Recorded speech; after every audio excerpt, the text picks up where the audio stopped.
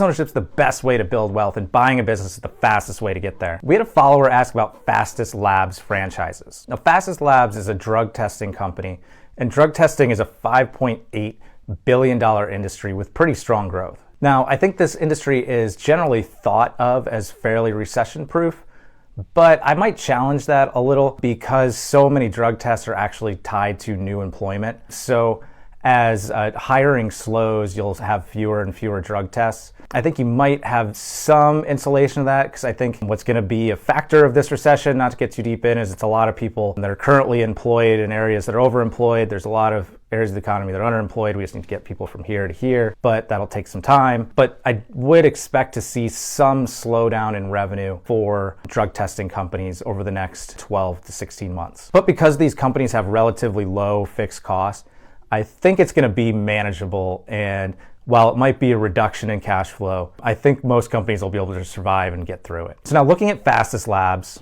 we found one available for sale asking $185,000 for a store that advertises $210,000 in annual revenue and about $85,000 in annual cash flow. Now, at least in the listing, they claim this is one of the top performing stores in the franchise, which, considering this particular franchisor typically charges a $49,000 franchise fee and possibly an additional $15,000 territory reservation fee when you're starting new. That's a lot of fees when you're starting one of these stores to make 85 grand a year. So to me, just as a gauge of the franchisor, their fees just seem unreasonable to me. But when you're buying the business, one of the benefits of buying an existing franchise is that you likely won't have to pay those particular fees, although there will likely be a transfer fee. And unfortunately, I don't know exactly what that is. Now, for this particular store, I think this is an owner-operator situation. So you'd expect to work in that store, and essentially you're making what's an $85,000 salary for running that drug testing facility.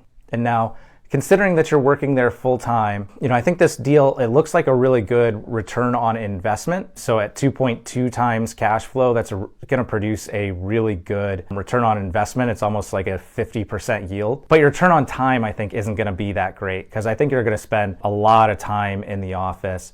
And it's a good salary. It's just, I think there are probably some better opportunities out there. So reach out if you want to talk more. Let us know if you have any questions or types of businesses you want us to cover.